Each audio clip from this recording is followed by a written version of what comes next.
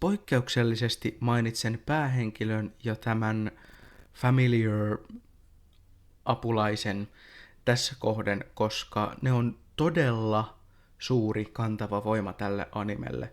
Jos nämä kaksi hahmoa olisi erilaisia, tämä sarja olisi todella erilainen. Yleensä tämänkaltaisissa isekai-animeissa hahmot muokkautuu salaman nopeasti hulluihin suuntiin. Eli jos animen alustus antaa ymmärtää, että päähenkilö on esimerkiksi pelokas, sosiaalisesti ahdistunut luuseri, joka ei uskalla tehdä oikein mitään, niin menee hetki ja 1-2 jotain yllättävää tapahtuu ja tämä hahmo puhuukin jonkun kauniin tytön tai pojan kanssa niin kuin ei mitään. Tai jos hahmo on lihava ja kiusattu ja muuttuu yhtäkkiä hyväkuntoiseksi, niin samalla se hahmon persoonallisuus muuttuu uhrista rohkeaksi. Että hän onkin hyvä puhuja ja mieleltään vakaa. Ja totta kai on niin, että fyysinen terveys vaikuttaa psyykkiseen terveyteen positiivisesti, mutta ei kaikki psyykkiset ongelmat ja luonteenpiirteet muutu tosta noin vaan, kun tulee sixpackkejä tai supervoimat tai siirryt johonkin toiseen maailmaan tai jotain muuta. Et ei se, niin kun, mun mielestä se hahmon muuttuminen on tämän kaltaisissa animeissa yleensä todella epäuskottava. Ja tämä ärsyttää mua aika paljon, mutta tässä animessa sitä ei näy. Päähenkilö aloittaa huumorintajuisena, voimakas mielipiteisenä ja pitää tämän persoonallisuutensa ympäristön muutoksista huolimatta läpi tämän sarjan. Vaikka se hahmo tietysti kokee sellaista kasvua ja sen asenteet muuttuu tämän tarinan edetessä. Esimerkiksi kun tämä päähenkilö oppii ymmärtämään toisten ihmisten tarpeita paremmin.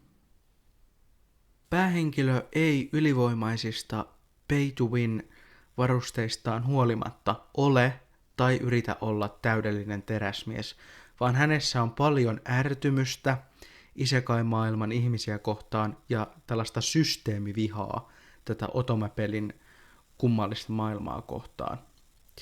Päähahmolla on myös sellaisia selkeitä vajavuuksia, jotka on tavallaan vastinpareina tämän vahvuuksille. Esimerkiksi hahmo on ylivoimainen taistelussa ja silti samaan aikaan sosiaalisesti surkea. Hän on niin kuin välinpitämätön omasta sosiaalisesta asemastaan ja silti hän välittää toisista. Ja hänellä on halu kritisoida kaikkea ja samaan aikaan halu puolustaa tietynlaisia asioita ja ylläpitää tiettyä moraalia.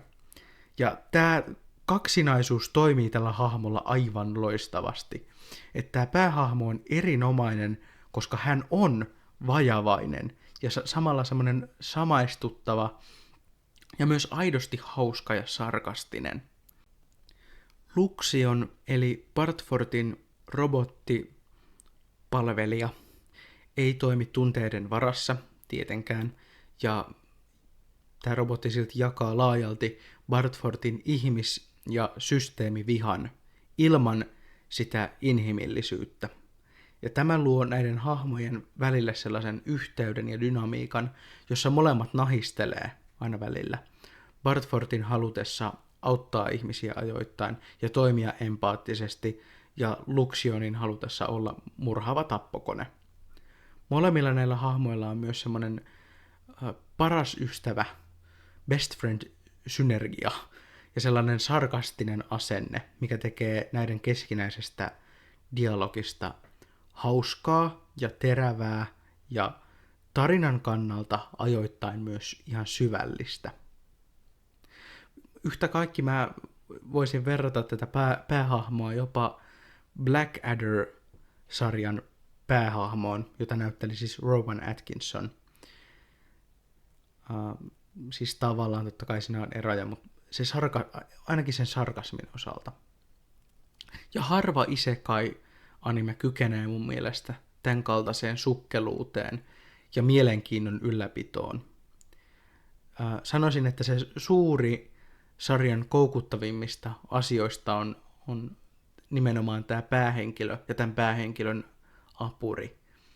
Ja ne on molemmat näistä hahmoista on tehty aivan loistavasti. Se huumori on aika hyvää. Isekaiksi siis.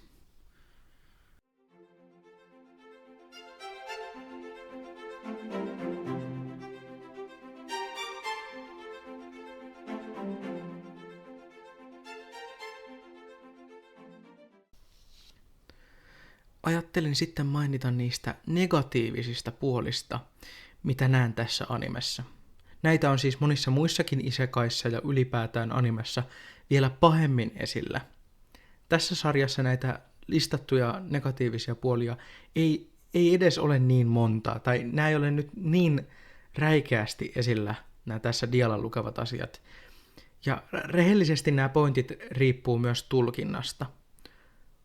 Mutta muutamia juttuja olisi vaan suoraan voinut jättää pois mun mielestä. Ja tässä on nyt lähinnä kysymys siitä. Ensinnäkin turha fanservice. Paljaspintasarjoissa on ihan jees, kun sillä on joku tarinan sisäinen tai sen teemaan liittyvä tai ylipäätään joku pointti. Tai jos se liittyy siihen sarjan genreen jotenkin merkittävästi. Mutta jos se paljaspinta on vain sitä varten, että katsoja kokisi jotain seksuaalista vetovoimaa hahmoa kohtaan, niin se ei ainakaan aina ole järkevää. Tässä sarjassa tämä fanservice on vähän sellainen niin kuin väkisin väännetty asia, ja siitä tuli semmoisia kummallisia kohtauksia, jotka ei sopinut oikeastaan tämän sarjan tarinaan yhtään. Ja loppujen lopuksi tätä alastomuutta kuitenkin löytyy. Kaikkea alastomuutta löytyy helpommin ja parempilaatuisena. No en tiedä, oliko toi nyt ihan hyvin sanottu, mutta tuli jotenkin likainen fiilis. Mutta siis, sitä löytyy enemmän ja parempilaatuisena netistä. En tiedä, miksi kukaan katsoisi tätä sarjaa. Ihan vaan sen takia, että näkisi noita seksuaalissävytteisiä kohtauksia. Onneksi niitä kohtauksia on vähän, eikä se oikein niin kuin, ei se nyt liiemmin haittaa, eikä sellainen erityisesti niin kuin pilaa mitään, mutta se on mun mielestä noi kohtaukset on vaan jotenkin, ne on vaan niin kuin, ne kuuluisi johonkin toiseen sarjaan, ne ei oikein sovi niin kuin nyt tähän, ne on vähän semmoista turhaa nimenomaan. Toisekseen negatiivisena Marin ruumis ja lapsellisuus. Mun ymmärtääkseni japanilaisessa kulttuurissa koetaan viehättävänä nuorekkuus, niin kuin monissa muissakin kulttuureissa. Ja monissa isekai-animeissa on tämmöisiä naispuolisia hahmoja, jotka joko on todella nuoria, tai heillä on lapsenomainen ruumis, ja tarinassa selitetään, että joo, mutta hän on 200 vuotta vanha tai jotain vastaavaa. Ja ajoittain tällaisia hahmoja seksuaalisoidaan ja sitten näytetään romanttisissa suhteissa vanhempien miesten kanssa. En vaivaudu nyt selittämään, miksi tuo on inhottavaa ja miksi tuommoinen tyttöjen seksuaalisointi on väärin ja ällöttävää. Mun mielestäni se on ilmiselvää, että miksi se on ikävä asia. Tässä animessa mennään tämän Marin ruumiin ja lapsellisen käytöksen kanssa ehkä lähellä siinä rajaa, että Marita ei sillain seksuaalisoida mielestäni tai nähdäkseni oikein lainkaan. Mä en ihan täysin tarkkaan ehkä kiinnittänyt siihen kyllä huomiota. Mutta tämä Marin hahmo on selvästi muita lyhyempi ja heiveröisempi muihin naisiin verrattuna. Ja hän on myös välillä semmoinen raivoisa kuin lapsi, että on vähän tämmöiset lapsellisia piirteitä. Ja siis voi siis olla, että hahmo on lyhyempi kuin muut. Se on ihan fine. Ja hahmon persoonallisuus voi olla nopeasti vihastuva ja lapsellinen, ja se on ihan fine. Se on ihan ok. Mutta oli muutama kohtaus, jossa mulle katsojana tuli vähän semmoinen kummastunut fiilis, semmoinen ikävä fiba ehkä tästä. Että olisi ehkä ollut verrattain helppoa tehdä tästä hahmosta vanhemman oloinen. Että se tuskin olisi haitannut mitään, ja ehkä tämä on nyt semmoinen miinus, että tästä hahmosta olisi voinut vaan tehdä vanhemmankin. Voi tosin olla, että tämä on myös vaan niin kuin se, mitä minä näen, ja minun kritiikki. Tämä tosiaan on siinä ihan rajalla, eikä se nyt ehkä mitenkään merkittävästi pilaa, mutta muutamissa kohtauksissa niin olisi voinut olla kyllä vanhempikin hahmo, tai vanhemman oloinen. Teette sitten oman johtopäätöksenne, jos katsotte tätä sarjaa. Kolmantena negatiivisena mä esitän taas kysymyksen katsojalle, koska tästäkin voi olla montaa mieltä. Enkä mä koe, että mulla olisi yhtä oikeaa vastausta tähän, että onko tämä nyt semmoinen merkittävä negatiivinen asia vai ei. Et nyt monissa muissa isekaissa päähenkilö ostaa itselleen orjan ja saattaa aloittaa suhteen tämän kanssa tai jotain yhtä hullua, ja lopulta tämä orja haluaa pysyä tämän ihmisen orjana ja niin päin pois. Se ei mun mielestäni ole oikein fiksua käsikirjoittamista, se on vähän semmoista laiskaa, se on tavallaan myös semmoinen klisee. Mutta se ei myöskään tarkoita tällä, etteikö orjuutta saisi kuvata kulttuurissa tai animessa, mutta sillä kuvauksella on tavallaan myös väliä. Ja tässä sarjassa orjuus nyt sattuu olemaan niin kuin champagne vispilä, eli täysi turhake. Sillä ei ole tarinan kannalta mitään merkitystä, sitä ei käsitellä, sitä ei kritisoida, se näkyy vaan siellä tarinan taustalla. Ja voi olla, että se jotain katsojia häiritsee, joitain se ei häiritse. Itse olen vähän sitä mieltä, että koska sillä ei ole oikein mitään väliä sen tarinan kannalta, ellei sillä tulevilla kausilla tule olemaan, niin sen olisi voinut ihan hyvin poistaakin. Ja nyt jos joku sanoo, että koska isekai-animeissa otetaan piirteitä historiasta ja historiassa oli orjutta, niin se on ymmärrettävää ja rakentaa maailmaa ja bla bla bla bla bla bla bla bla bla bla bla. Ei. Isekai-maailmassa on mekapukuja ja taikuutta. Isekai-maailmassa ei ole ruttoa, koleraa ja isorokkoa tappamassa suuria osia populaatiosta. Joku on valinnut ne piirteet, mitä tähän isekai-maailmaan otetaan historiasta. Ja tähän ei selkeästi ole haluttu rakentaa eksaktia tai lähes eksaktia historiakuvaa, vaan kuvaa fantasiamaailmasta. En ymmärrä, miksi näin ikävä ja monille tunteellinen asia otettiin animeen, jos sillä ei ole kerta kaikkiaan tarinan kannalta mitään väliä. Tämänkin olisi vaan voinut jättää pois. Olisi voinut niin kuin erottautua muista, mutta ei. Negatiivisena lisänä myös näen sen, että tämä sarja ei tunnu tajuavan aatelisarvoja tai selitä tätä aatelisjärjestystä oikein mitenkään. Mä oletan kuitenkin, että koska tässä isekai-maailmassa on brittitapoja, kuten teenjuontia, ja on länsimaista rakennustyyliä ja on englannin kieltä, niin myös silloin tämä aatelisjärjestelmä on Briteistä. Mä selitän alkuun. Siis jaksossa 2 Bartford ylenee itsenäisestä ritarista baroniksi. Ja tämä on ymmärrettävää, koska Bartford saa läänityksen uuden löytämänsä saaren takia. Mutta sitten jaksossa 5 mennäänkin jo kovaa raiteelta. Kun puhutaan Bartfordin lyömisestä ritariksi, siis vaikka hän on jo ritari, ja sitten puhutaan virallisen tittelin myöntämisestä Bartfordille, vaikka ymmärtääkseni baronin aatelisarvo on virallinen titteli. Siis musta tuntuu, että tämä sarja halusi, että Bartford saa jonkun palkinnon, ja oikean palkinnon keksimisen sijaan päätettiin, että hahmot vaan höpisee jotain merkityksetöntä. Lisäksi jaksossa mainitaan joku Royal Ranking-systeemi, mikä ei ymmärtääkseni ole oikean maailman juttu, eikä sitä oikein käytetä missään. Siis ehkä se selitettiin novelleissa, mihin tämä sarja perustuu, mutta tässä katsoja ei tiedä, mistä puhutaan, vai puhutaanko edes mistään järkevästä. Jaksossa 9 mainitaan myös samanlaista Royal Ranking-höpinää.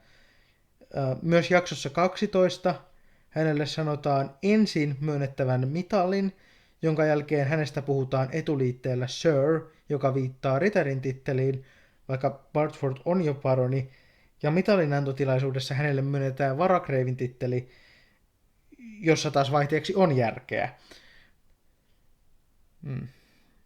Nyt onko tällä mitään väliä tässä tarinassa? Ei varmaan. Haittaako tämä ketään muuta kuin minua? Todennäköisesti ei. Enkä minä ole pitkin tätä videota sanonut, että tämä sarja ei ota itseään liian vakavasti, ja se on hyvä asia. Ehkä olen.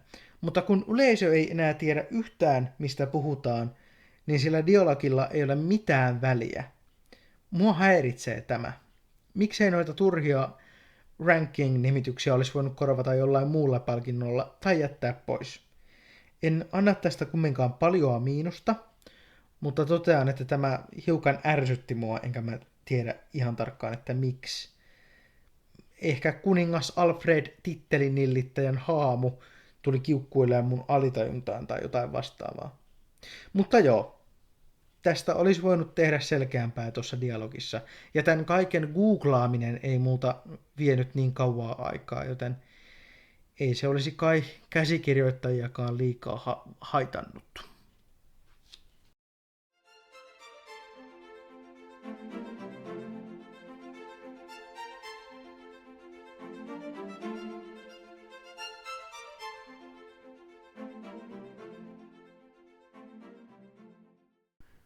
Jos olet päässyt tähän asti videossa, onneksi olkoon, ansaitset palkinnon. Tässä keksejä. Voit myös tykätä videosta, jos siis tykkäät tästä monotonisesta rämpimisestä.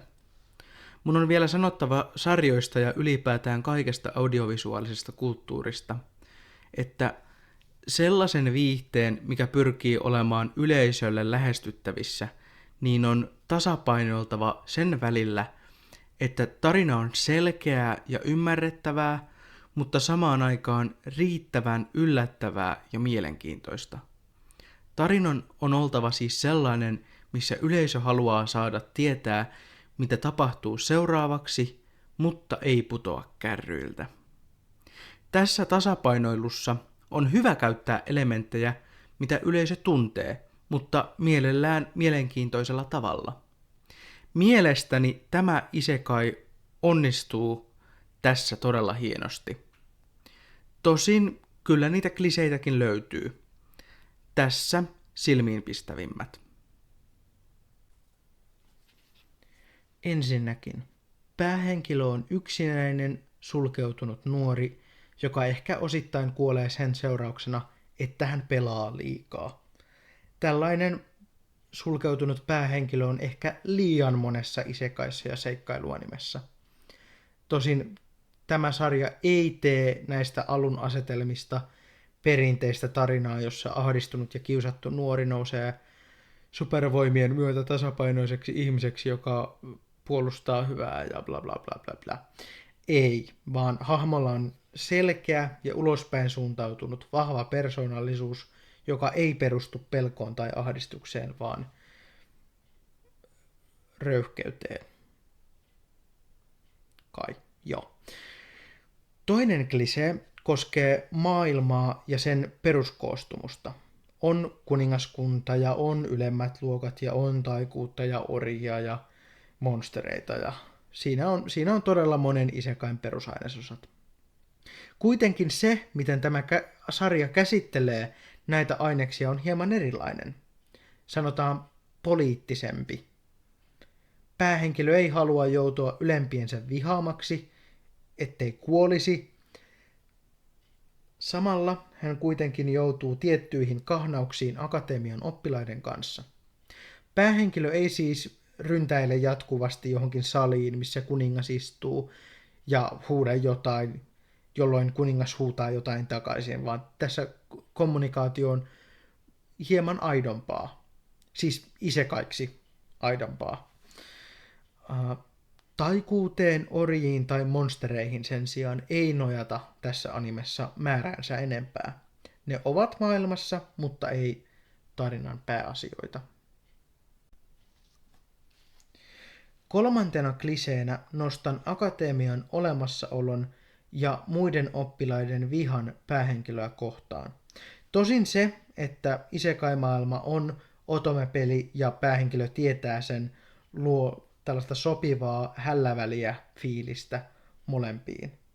Akatemiassa Bartfordin tavoitteena ei ole oppia mitään tai välittää oikein kestään. Ja se on freesi ajatus päähenkilölle.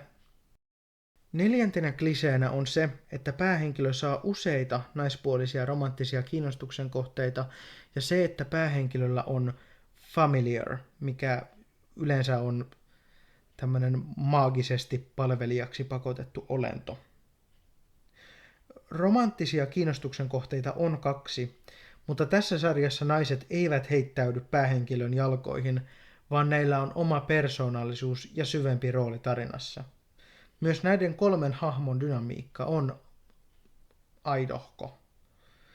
Päähenkilön familiar on puolestaan kone, mikä poikkeaa tavallisesta huomattavasti. Mielestäni kone on jopa parempi tämmöinen familiar-hahmo kuin joku henkimaailman olento, sillä koneen voimat on niin kuin helpommin ymmärrettävissä katsojille. Plus onhan se jotain erilaista. 5. kliseenä on sitten taas animesarjoille tyypilliset tämmöiset erikoisjaksot, jotka tässä tapauksessa on tämmöinen kuumat lähteet jakso, tai jakso, jossa on kuumia lähteitä, ja uusivuosifestivaalityyppinen jakso ja koulufestivaali. Koulufestivaali oli mielestäni ihan hauska ja mielenkiintoinen.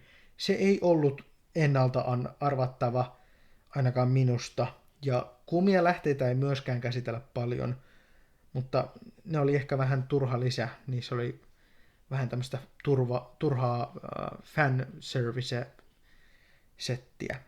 Ja tämä uusivuosifestivaalityyppinen tapahtuma vilahtaa lyhyesti, niin näistä ei mikään ole sillä lailla perinteisesti niin kuin täysi erikoisjakso, vaan niin, ne ei oikein pilaa tätä animea. Nämä oli vähän sellainen niin kuin eri tavalla toteutettu kuin monissa muissa, mikä oli ihan virkistävää. Ja klisee-mittarin lukema on...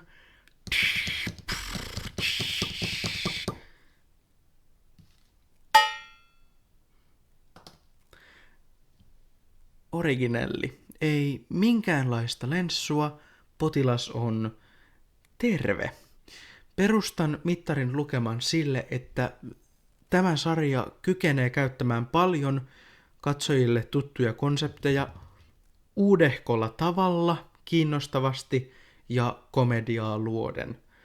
Käsikirjoittajat ja alkuperäiset sarjan luojat ei tämän tarinan kanssa laiskotelleet, vaan siihen on nähty vaivaa.